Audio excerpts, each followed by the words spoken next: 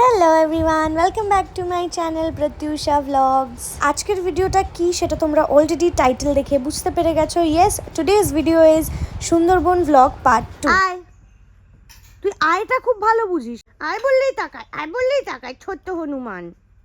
এই দিনের সকালটা শুরু হয়েছিল এই ছোট্ট মিষ্টি মতো বাদরটাকে দিয়ে, যে বসে বসে আমার সাথে যে কত কথা বলছিল। আমি যতবার ওকে আয় আয় বলছিলাম ও আমার দিকে তাকাচ্ছিল, আর ও একা ওপরে বসে আছে দেখে ওর সাঙ্গপাঙ্গ ওরা নিচ থেকে উকি মেরে দেখছিল যে ও একা একা ওপরে কি করছে। তো মোটামুটি এদের অ্যাক্টিভিটিস দেখতে দেখতেই ব্রেকফাস্টের সময়টা আমার অনেকটা চলে গেল। তারপর আমরা ভাবলাম যে আমরা যে স্যাংচুরিটার ভেতর আছি সেটা আমরা একটু ঘুরে দেখি, আর ভাবলাম তোমাদেরকেও ঘুরে দেখাই। তো বেরোতেই সবার প্রথমে চোখে পড়ে গেল এই গোসাপ মহারাজ। এখানে যে কি পরিমাণ গোসাপ ওপেনলি ঘুরে বেড়ায় সেটা তোমরা ভিডিওতে পরে আরও বেশি দেখতে পাবে। তো এই গোসাপটা সাঁতার কাটা দেখতে দেখতে আমি একটু রেকর্ডও করে নিলাম তোমাদের সাথে শেয়ার করব বলে। এবং পথে চলতে চলতে আবারও আমার চোখে পড়লো একটা হনুমান আর গোসাপ এখানে ভর্তি। আর এই যে দূরে দেখছো গেটটা, এটা হচ্ছে এন্ট্রান্স, যেখান দিয়ে গতকাল রাত্রে আমরা ঢুকেছিলাম। আর এই গোটা স্যাংচুরিটা দেখো এরকম নেট দিয়ে ঘেরা, নেটের ওপারে বাঘও ঘুরে বেড়াতে পারে। তো তোমরা ভিতরে সেফ আর কি, মানে বেসিক্যালি মানুষ খাঁচার ভেতর, যেটা আমি আগের ভিডিওতেও বলছিলাম। আর তারপর আবারও আমার চোখে পড়লো একটা বাচ্চা বাদর আর মা বাদর। আমি না যে কোনো অ্যানিমালসদের মাদেরকে দেখলে আর কি, মানে কুকুরের মা কুকুরের বাচ্চা বলো, বাদরের মা বাদরের বাচ্চা বলো, আমি না ভীষণভাবে নোটিস করতে পছন্দ করি, বিকজ আমি দেখতে চাই যে ওদের মধ্যেও মাতৃত্বটা কীরকম। আর তারপরেই চোখ ফেরাতেই চোখে পড়লো এমন একটা গাছ যেটার ব্যাপারে ছোটোবেলা থেকে কত শুনেছি। ইয়েস, সুন্দরী গাছ। নিশ্চয়ই তোমরা সুন্দরী গাছের ব্যাপারে পড়েছো এবং শুনেছো। এই সুন্দরী গাছ দেখতে কত লোক সুন্দরবন আসে। তো এই গাছটা চোখে পড়তেই আমি টুক করে ক্যামেরা বন্দি করে নিলাম যাতে তোমাদেরকে দেখাতে পারি। আর তারপর আবার ঘুরে তাকাতেই দূরে ওই দেখো একটা বাঘ দেখতে পাওয়া যাচ্ছে। ওটা কিন্তু অ্যাকচুয়ালি একটা সিমেন্টের বাঘ। অফকোর্স তোমরা বুঝতে পেরেছো, এতটা তো বোকা নয়, কিন্তু এত সুন্দরভাবে গাছগুলোকে প্লেস করা হয়েছে, রাত্রেবেলা অন্ধকারে দেখলে মনে হবে জঙ্গলের মাঝখানে বাঘ দাঁড়িয়ে আছে। আর এই ছোট্ট পুচকু বাদরটা হেঁটে হেঁটে কোথায় এটা চলে যাচ্ছিল, এবং তারপর দৌড়ে আবার নিজের মায়ের কাছে চলে এলো। কীরকমভাবে মায়ের দেখো হাতের তলা দিয়ে কীরকম ঢুকে যাবে, আর মাটাও সেরকম আদর করে ওকে আগলে নেবে। তো মা জিনিসটা যে কোনো পশু প্রাণীর ক্ষেত্রেই সেম, সেটা আবারও বোঝা গেল। আর প্রাণীদের সাথে পশুদের সাথে কোএক্সিস্ট করলে না অনেক কিছু জানা যায় লাইফের ব্যাপারে, যে তারা আমাদের থেকে এতটা ডিফারেন্ট হয়েও কতটা এক।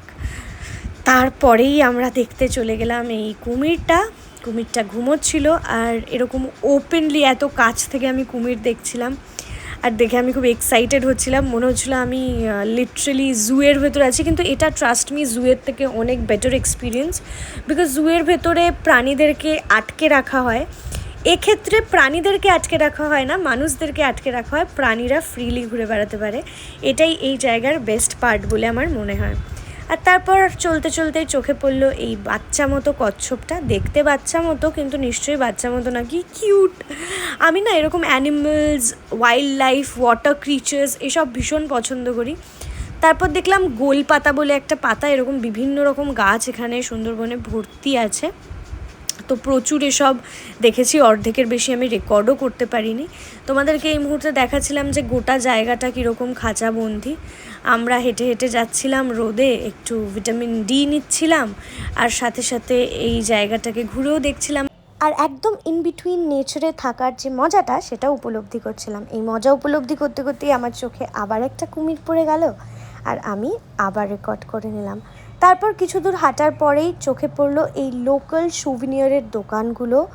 এখানে পেন্টিংস, লোকাল হ্যান্ড পেন্টেড টি shorts, plates, cup, glass, accessories অনেক কিছু পাওয়া যায়।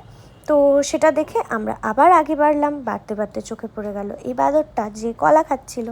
আর তারপর আমি তোমাদেরকে এখানে একটা ট্রিক দেখাচ্ছিলাম যে বেটে হলে যদি কিছু ডিঙোতে না পারো তাহলে নিচ দিয়ে কীরকম স্মুথলি বেরিয়ে যেতে হয়। আর তারপর আমি আর সোহিনী এরকম হাত ধরে হাঁটছিলাম। একটু আমরা বলছিলাম যে আমরা হাত ধরে হাঁটবো, আমাদেরকে রেকর্ড করো, পুরো একদম ফ্রেন্ডশিপ গোলস আর কি এরমভাবে। তো সোহিনীদি আর আমি এরকম দেখো আমরা ঢং করছিলাম আর বলছিলাম ক্যামেরা নিয়ে কাম ক্লোজার, দিয়ে আমরা হাঁটতে হাঁটতে যাচ্ছিলাম অন্য একটা দিকে। যে ওদিকটা দেখে আমরা তারপর ফ্রেশ হয়ে রেডি হয়ে নেব, কারণ এরপর আমরা বেরিয়ে যাব। তো বেরোনোর আগে আরও কিছু কিছু জিনিস দেখার আছে, যেমন গতকাল রাত্রে আমরা ওয়াচ টাওয়ারে গেছিলাম, সেটা তোমাদেরকে দেখানো হয়নি। সেই ওয়াচ টাওয়ারের ভিউটা দিনের বেলা আমি তোমাদের দেখাবো, কারণ রাত্রেবেলা এতটাই অন্ধকার ছিল না, কিছু রেকর্ড করা যেত না। এটা খুলেছি, আর এই যে এখানে বসেছিস কেন? আমার কাছে কোনো খাবার রুমে ঢুকে জানলা খুলতেই চোখে পড়েছিল মিষ্টি বাদরটা, কিন্তু তারপর নিচে তাকাতেই দেখলাম গোসাপ। মানে তোমরা দেখছো কি পরিমাণ গোসাপ এখানে আছে, জাস্ট রুমের জানলার নিচ দিয়ে ঘুরছে। সেই জন্য না এখানে রুমের সব জানলাতে এরকম নেট লাগানো, মানে এরকম লোহার নেট করা, যাতে ওরা ঢুকতে না পারে। আমি দাঁড়িয়ে দাঁড়িয়ে দেখছিলাম আর ভাবছিলাম যে কি অদ্ভুত, মানে আমি যে রুমে আছি তার ঠিক নিচেও হেঁটে বেড়াচ্ছে, মানে এটা কি, মানে horrifying, adventurous and nice at the same time. মানে ওখান থেকে হেঁটে যাচ্ছে, এই দেখো এটা হচ্ছে একটা, আর একটা আছে ওই পুকুর পাড়টাতে, এই যে এখান থেকে চলে যাবে ও পুকুরে। এটা মানে আমাকে রেকর্ড করে নিতেই হবে, যাতে আমি ভবিষ্যতে দেখে ভাবতে পারি যে আমি কতটা অ্যাডভেঞ্চারাস ওয়েতে ছিলাম। দেখো সত্যি কথা বলতে না, as a person I am not that adventurous, but এরকম অ্যাডভেঞ্চার আমার ভালো লাগে। তারপর আমরা চলে গেছিলাম ওয়াচ টাওয়ারের ওপরে, কিন্তু ওপরে যেতেই এই যে নিজের টেরিটরি মার্ক করবে বলে এখানে বসেছিল। অনেকক্ষণ আমরা ওর সাথে কথা বলে আলাপ আলোচনা করে ওকে বোঝানোর চেষ্টা করলাম যে দেখ, আমরা এখানে একটু ঘুরতে এসেছি, ঘোরা হয়ে গেলেই চলে যাব, তুই প্লিজ ভাবিস না যে তোদের জায়গাটা আমরা ঘেরাও করে নিয়েছি। কিন্তু ও কি জানি কি উত্তর দিচ্ছিল, কি ভাবছিল যে আমরা ওদের জায়গাটা ঘেরাও করে নিয়েছি কিনা। তো তারপর ও চলে গেল, তো আমরা ভাবলাম হয়তো এমনি ভয় পেয়ে চলে গেছে, কিন্তু অ্যাকচুয়ালি ও আমাদের ভয় পেয়ে চলে যায়নি, ও আমাদের ভয় দেখাবে বলে নিজের দল বল ভাই বন্ধু সবাইকে ডেকে এনেছিল। তো ওদের কাছে একটু পারমিশন নিয়ে আমি বললাম যে আমি একটু রেকর্ড করে নিই, যাতে আমি আমার ভ্লগের দর্শকদেরকে দেখাতে পারি। তো দেখো ওপর থেকে নিচে তাকালে যেদিকেই তাকাবে তত দূর জঙ্গল।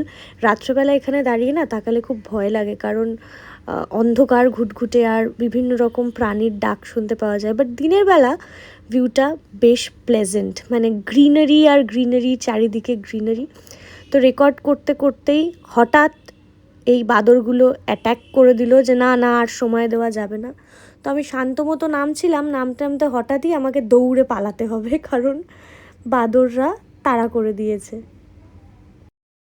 ফোন নেবে না, ও ফোন নেবে, ফোন নেবে নাকি সৈনিধি? জানি আমি জানি। ও বাবা সৈনিধি, সৈনিধি এখানে প্রচুর থাকে, কে যেন বলছিল না, এই যে এত সাহস নিয়ে এগোচ্ছিস।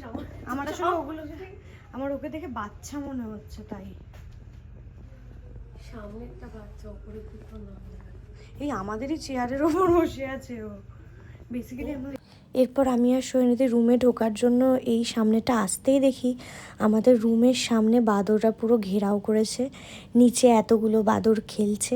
দেখো বাদরদেরকে আমরা ভয় পাই না, কিন্তু একসাথে এত দলবল থাকলে আমাকে এক থাপ্পড় মেরে আমার ফোন টোন ও সৈনিধির ফোন সানগ্লাস সব যদি নিয়ে চলে যায়, এই ভয় আমরা কিছুতেই রুমে ঢুকতে পারছিলাম না। আর এখানে বাদরদের কীর্তিকলাপ দেখছিলাম, দেখো একদম বেবি বেবি বাদর।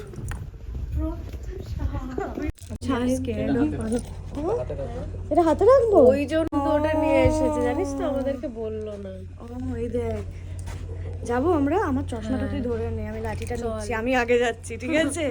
তুই মেরে পিছে আনা। দেখিস আবার, আমার ফোনটা আমি আবার এই মুহূর্তে ব্লগ করছি, তুই বাপ। লাঠিটা এই যে লাঠি, একটা ডেনিম ড্রেস পরে একজন আনোর এই কোনটা আমাদের রুম? এই বেশি সামনে যাস না কিন্তু, এখানেই আছে ওরা। ও ওয়াইড অ্যাঙ্গেল বোঝা যাবে না, খুব কাছে। চল চল, এই তো 16তে পৌঁছে গেছি, 16তে পৌঁছে গেছি সৈনিধি। ও অ্যাকচুয়ালি আমার ঘরের সামনেই রয়েছে, 18 যাবো না, আমি আর যাবো না, অসম্ভব। এই চলে যাও, এই তুই কি বলছিস? তোমরা চলে যাও।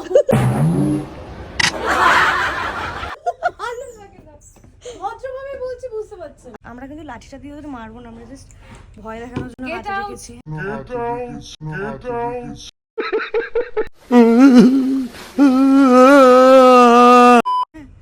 কারণ আমরা ভয় পাচ্ছি নিজে, ওরা একটু কিছু করে না জানি, বাট এই জানলা একটা কার উঠলো, দাঁড়া। ফাইনালি অনেক যুদ্ধ করার পর আমরা রুমে ঢুকে পড়েছিলাম, আর রুমের জানলাটা খুলতেই এরা পুরো জানলায় একদম ভরে গেছিলো একটু খাবারের অপেক্ষায়। আর রুমে ঢুকে পড়ার পর আমি আর সৈনিধি বিশাল সাহসী হয়ে গেছি। তখন আমরা ভেতরে একদম রাজার হালে ওদের সাথে গল্প করছি, যেন কোনো ভয় ডর আমাদের মনে নেই। কিন্তু I couldn't get enough of this bothers. আমি না রেকর্ড করে করে আমি জাস্ট রিয়েলাইজ করলাম যে এই গোটা ভ্লগটাতে আমাকে যতবার দেখা যায়নি তার থেকে বেশিবার বাদরদেরকে দেখা গেছে। মানে প্লিজ এনজয় দ্য ভ্লগ। তোমরা আমাকে তো সব ভ্লগেই দেখতে পাও, এই বাদরগুলোকে তো আর সব ভ্লগে দেখতে পাবে না, তাই মন ভরে এই বাদরগুলোর খেলা এই ভিডিওতে দেখে নাও। এখানে দেখো এই বাদরটা ঘরের ভেতর হাত ঢুকিয়ে দিচ্ছে, জাস্ট দেখো ঘরের ভেতর হাত ঢুকিয়ে দিচ্ছে আর ভেতর থেকে জিনিস নেওয়ার চেষ্টা করছে। যে আসলে টেবিলের উপর একটা কলা রাখা আছে, সেটাকেই ও নেওয়ার কায়দা করছে। দেখো চেয়ার ধরে নিয়েছে, হাতগুলো একদম মানুষের মতো। আমার না ওদের খুব কিউট লাগে, কিন্তু অ্যাট দ্য সেম টাইম একটু ভয়ও লাগে। শুনেছি নাকি বাদরে চড় মারলে খুব ব্যথা হয় আর কি। তো মানে একটু তো ভয় লাগেই। দেখো ওরা আনপ্রেডিক্টেবল, ওরা আমাদের ভাষা বোঝে না, হতে পারে ওরা ডিফেন্সিভ হয়ে কিছু করে দিল, সেই জন্য একটু সাবধানতা অবলম্বন করা দরকার। কি বললাম আমি, এটা অবলম্বন করা দরকার। যাই হোক, তারপর আমরা করে নিলাম লাঞ্চ, আর লাঞ্চ করে নিয়ে আমরা রওনা হয়ে গেলাম।